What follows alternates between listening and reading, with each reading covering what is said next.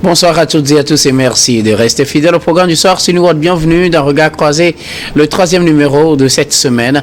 Encore 4 sujets à aborder avec nos invités. Nous parlerons d'abord du Nigeria, 40 Chinois inculpés pour tentative présumée de déstabilisation. Deuxième sujet, nous parlerons du Gabon, plus précisément de la présidentielle. Les appels se multiplient pour une candidature du général Oligui Nguema. Troisième sujet, nous parlerons de la République démocratique du Congo et du M23. Kinshasa s'attaque au soft power du Rwandais. Et puis nous terminerons bien évidemment par le Togo. Quatrième sujet, 14 partisans de l'opposition condamnés à 10 ans de prison. Et pour en parler ce soir, 3 invités sur ce plateau. Avec moi, Gabin Adjaro, vous êtes juriste et directeur des cabinets Juris Consulting. Bonsoir Gabin et bienvenue. Bonsoir docteur, bonsoir à toutes les téléspectatrices et à tous les téléspectateurs de New TV. Merci pour l'invitation.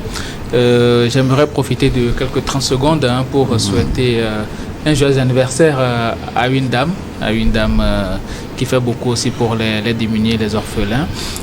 Mais elle-même, elle mange beaucoup de la sauce d'agouti.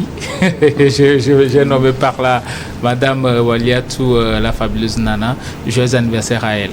Merci beaucoup à vous, Gabin Adjaro, d'avoir répondu à notre invitation. C'est moi, docteur. À côté de vous, Samir Ourosama, vous êtes juriste et président de l'ICJVE, l'initiative citoyenne des jeunes La Voix des enfants.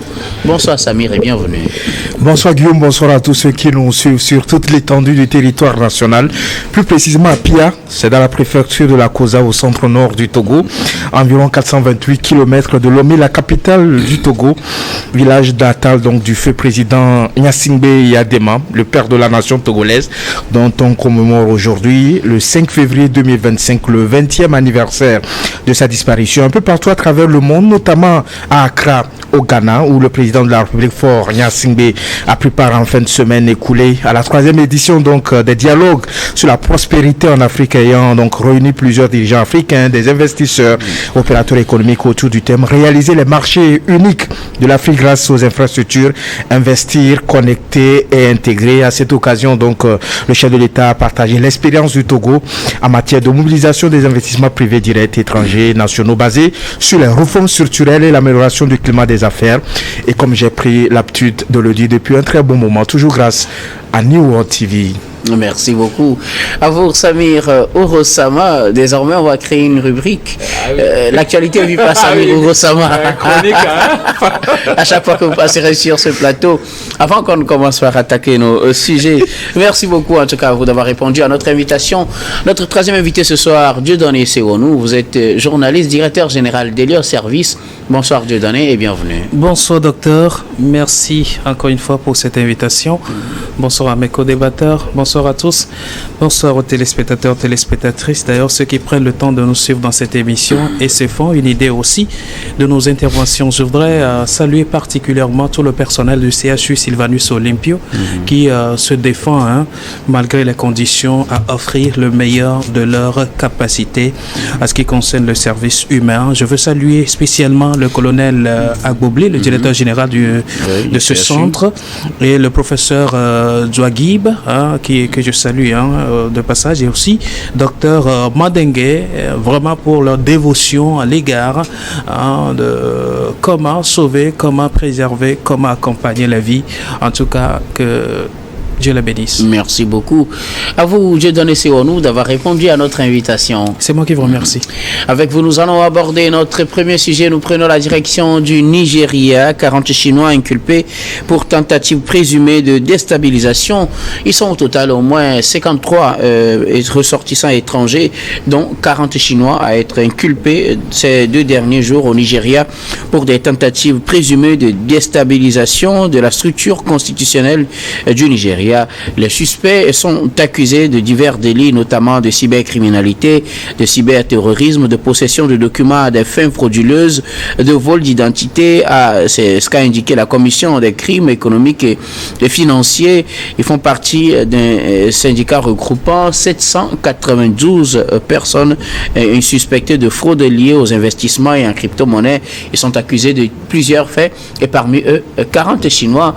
On parle également de fraude d'arnaque sentimentale, on essaiera de mieux comprendre puisque nous sommes en février et la Saint-Valentin approche. Que faut-il y comprendre? Nous en parlons en tout cas avec nos invités. Je veux bien commencer par vous, Gabin Adjaro. 40 Chinois se retrouvent au cœur d'une affaire un peu compliquée au Nigeria. Oui, ça me fait pas rire, mais déjà qu'on accuse des Chinois de volonté de déstabilisation d'un pays, parce que quand on parle de renversement de l'ordre constitutionnel, on est en train de parler tout court de coup d'État. Et bizarrement, des Chinois... De la structure constitutionnelle. De la structure constitutionnelle, ça veut dire pratiquement que ça veut dire coup d'État. Ah, okay, oui, c'est vous le juriste, hein. Ça veut dire coup d'État. Et moi, j'ai trouvé ça un peu aberrant par rapport à des étrangers qui ont été détenus, 53 étrangers dont on parle et 40 Chinois. Et sincèrement, moi, je trouve cela un peu trop exagéré de la part des autorités nigériennes quand on parle de présumée déstabilisation du pays par ces 53 étrangers-là, d'autant plus que... Ouais, ça dit qu'un Chinois ne fait pas de coup d'État ou un Chinois ne déstabilise pas. Un Chinois, des étrangers peuvent faire des coups d'État, mais dans le compte de qui? Dans le compte d'un national. C'est aussi simple que ça. Quand on veut renverser un pouvoir, c'est dans le compte de quelqu'un. Je rappelle que c'est vous qui dites que c'est un coup d'État. Ils ont parlé de structure constitutionnelle. Non, quand on parle de structure, déstabilisation de structure constitutionnelle, ça veut dire tout simplement coup d'État, renverser l'ordre constitutionnel, renverser l'ordre des choses et puis changer pratiquement le monopole du pays. Et les crimes là, qu'on cite, quand on parle de crimes informatiques, possession de documents frauduleux et vol d'identité, arnaque sentimentale dont on parle et tout. Arnaque sentimentale, ça veut tout simplement dire jouer sur la sensibilité de la personne pour lui soutirer quelque chose, comme les jeunes le font ici, comme on appelle tout le temps taper un là. Tu appelles la personne, non, ton fils est malade, ou bien tu essaies quand même de tisser une certaine relation amicale ou bien amoureuse avec la personne au point de lui mettre en confiance pour lui soutirer de ses biens. Et donc c'est ce que font ces Chinois. C'est ce qu'ils font. Donc c'est ce qu'ils font. En tout cas, ils sont présumés. Parce que la justice n'a pas encore établi les faits, mais c'est ce qu'on leur reproche et la question de savoir si ce qu'on leur reproche, on peut assimiler cela à des fins de déstabilisation. C'est là que moi je me pose. Et parmi tous ceux-là qu'on accuse aujourd'hui, il n'y a pratiquement pas de national. Il n'y a personne qui est ressortissant nigérien qui a été cité dans cette affaire-là. Et qui plus est, ce sont des Chinois, des Malaisiens, autres là qui ont été cités dans l'affaire. Et nommément, les 40 Chinois, on les accuse de cette volonté de déstabilisation du pays-là. C'est un peu bizarre pour moi, parce que premièrement, ce sont des Chinois, et les Chinois, on connaît leur rigueur au niveau de ce que c'est que le respect des structures nationales, des tests nationaux. Ah bon? Oui, bien sûr, on connaît leur rigueur. Je ne sais pas si c'est parce qu'en Afrique, ils ont trouvé cette liberté-là de pouvoir circuler librement, de vaquer librement leurs occupations, de faire ce qu'ils veulent, d'exprimer le fond de leur pensée politiquement, qu'aujourd'hui, ils se permettent de vouloir déstabiliser une nation, une aussi grande nation qu'est le Nigeria, parce que Tinubu il a pris le pouvoir, ça fait seulement quelques années, il n'a pas encore fait la moitié de son mandat. Donc aujourd'hui, sincèrement, je pense qu'il va falloir véritablement que la justice arrive à élucider la situation pour qu'on sache réellement à quoi nous en tenir, parce que là, il y a tout un flou là-dessus. On peut juger ces personnes-là en correctionnel, mais au point de leur imputer cette volonté de déstabilisation de l'ordre constitutionnel du pays, moi, c'est un peu bizarre pour moi. Je n'y crois pas trop, à moins que la justice établisse véritablement les faits, qu'on nous démontre les preuves, parce que vouloir déstabiliser un pays, il faut aussi des éléments matériels, ce qu'on leur reproche aujourd'hui. Il y a des dans les accusations de faux documents. Oui, faux documents. Oui, j'en arrivais là parce que il y a des Nigériens, excusez-moi, c'est pas pour marginaliser une communauté, mais dans nos pays, il y a des Nigériens qui font ce genre de choses. Usurpation d'identité, ils achètent même les passeports de certains, jusqu'à ce qu'on a numérisé aujourd'hui le passeport. Donc, à un moment donné, ce que eux ils reprochent à ces gens-là au point de les inculper aujourd'hui, leurs compatriotes font ça dans d'autres pays, mais il n'y a personne. La cybercriminalité, ce n'est pas une raison. La cybercriminalité, nous, on l'a connue et par le biais des Nigérians. Donc, on ne peut pas nous dire aujourd'hui, par le fait de ces choses-là, on peut accuser ces gens de volonté de déstabilisation. En tout cas, c'est votre point de vue, Gabin Yadjaro. Merci beaucoup. À vous, Samir Urosama, 40 Chinois se retrouvent curieusement au cœur de cette affaire et qui, pour le moment, est difficile à comprendre. On parle de déstabilisation de la structure constitutionnelle du Nigeria et d'autres crimes, cybercriminalité, crypto-monnaie, arnaque sentimentale surtout. Vous êtes juriste également. Vous allez essayer de nous aider à mieux comprendre toutes ces accusations portées contre eux. Écoutez Guillaume, je pense qu'il est important de contextualiser un peu la question qui se pose aujourd'hui. Vous savez que le Nigeria et la Chine entretiennent d'étroites relations.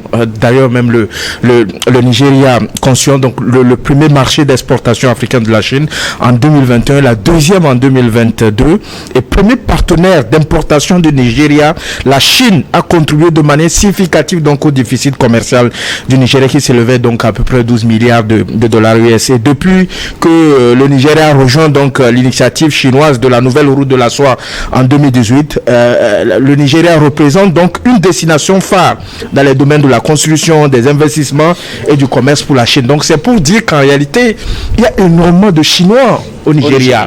Et c'est un peu global. Quand vous prenez aujourd'hui l'Afrique, il y a énormément de Chinois sur le continent africain parce qu'ils interviennent dans plusieurs domaines, notamment dans le domaine des travaux publics, dans le domaine des BTP, mais également dans le domaine de l'exploitation des minières, des ressources minières.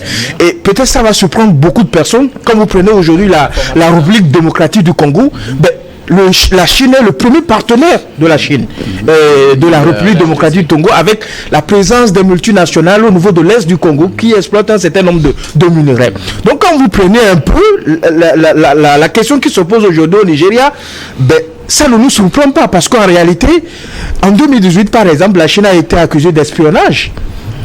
On accuse la Chine de pouvoir d'espionner le siège de l'Union africaine. Le siège de l'Union africaine, il faut le rappeler, cet édifice a été construit par la Chine, a été offert gracieusement. Donc, ils appellent aux amis africains, leurs amis africains. Et beaucoup de palais présidentiels aujourd'hui, les parlements, les primatures, beaucoup d'infrastructures aujourd'hui sont construites par la Chine. Alors, donc, ça cause. Est-ce que ça veut dire que si des infrastructures sont construites par des Chinois, est-ce que cela veut dire que les Chinois sont coupables de tentatives de déstabilisation de la structure constitutionnelle et aussi que mettons dans la déstabilisation de la structure constitutionnelle? Mais en réalité, ce dont on les accuse, notamment de cybercriminalité, de cyberterrorisme, de possession de documents à des fins frauduleuses, de vol d'identité et tout ça là, je pense que ça rentre dans le cadre des activités d'espionnage. C'est-à-dire que vous avez des agents chinois, des Chinois qui se présentent comme des citoyens ordinaires, qui arrivent dans nos territoires, parce qu'avant de rentrer par exemple au Nigeria, les Chinois ont demandé à avoir un visa. Ouais. Donc ils ont eu un visa avant de rentrer sur le territoire nigérien. Donc ils rentrent en tant que citoyens ordinaires, or en réalité, ils ont notre profil véritablement. Donc là, ça donne des activités parce qu'ils veulent prendre possession ou contrôle d'un certain nombre de secteurs de l'économie du Nigeria pour pouvoir avoir de l'influence. C'est pourquoi en réalité... C'est ce qu'on met dans la déstabilisation de la structure. Mais en réalité, c'est quoi? Lorsque vous avez des informations sensibles d'un pays, surtout dans le domaine économique, vous avez des pressions sur ce pays-là. Aujourd'hui, beaucoup de pays sont endettés envers la Chine. La Chine a véritablement contrôle un certain nombre de nos économies, véritablement. C'est-à-dire qu'aujourd'hui, nous accusons peut-être l'Occident de pouvoir s'ingérer dans les affaires intérieures, mais au cours de ces 4-5 prochaines années, je pense que la Chine sera un problème pour nos pays africains. Merci et cela, on commence par le constater au niveau du Nigeria. Merci beaucoup à vous, Samir Urosama. Dieu donne ici au nous des Chinois qui se retrouvent au cœur de cette affaire des tentatives de déstabilisation. Non mais écoutez, ça fait réfléchir et ça fait sourire à la fois, mais je vais partir par une petite pédagogie en disant la structure, quand on parle de la structure constitutionnelle, c'est bien ce qui fait référence à l'ensemble des règles, principes et institutions qui régissent d'ailleurs l'organisation et le fonctionnement de l'État, ainsi que les droits et devoirs des citoyens. Elle est donc généralement codifiée dans une constitution qui est donc un document fondamental établissant donc les bases juridiques d'un État. Ça veut dire qu'ils veulent modifier les textes de la Constitution? C'est là où ça me fait sourire. C'est là où ça me fait sourire. Vous allez poser une question bizarre. C'est bizarre et puis ça me fait sourire parce que je veux encore qu'on parle de cybercriminalité tout simplement au lieu de parler de quelque chose qui ressemble à une tentative de coup d'État comme on le dit souvent. Mais aujourd'hui, moi je ne vais pas rester beaucoup plus trop au Nigeria, mais je parlerai de la présence de cette puissance, deuxième d'ailleurs du monde sur le continent aujourd'hui, qui est maîtresse. Je parle de la Chine, des grandes structures ou alors des structures fondamentales dans nos différents États. Samy faisait allusion tantôt des infrastructures qui sont foncièrement construites par les Chinois et qui contrôlent d'ailleurs d'une manière ou d'une autre ces structures-là, et qu'on nous dise que ces gens ou alors ces Chinois n'ont pas une manière de regarder ou alors je ne dirais pas d'espionner, mais d'avoir une idée de ce qui se dit, ce qui se fait au fin fond même de nos pouvoirs dans nos différents États. Cela ne doit pas nous surprendre en réalité. Alors, qu'on trouve un groupe de bandits aujourd'hui qui soit en train de falsifier des documents, et là, je voudrais tout simplement qu'on s'intéresse à une sorte de cybercriminalité au lieu de pousser encore le bouchon beaucoup plus loin pour parler de déstabilisation de la structure constitutionnelle. En soi, je ne pense pas que le groupe de Chinois ou alors ces quarantaines de Chinois pourraient arriver à causer, à poser ce acte. C'est peut-être de la surenchère. Comme le dit Samir, ils peuvent être des espions. Nous sommes déjà exposés à l'espionnage chinois. Et ça, ce n'est pas un secret pour personne. Oui, mais c'est eux qui sont sur le terrain.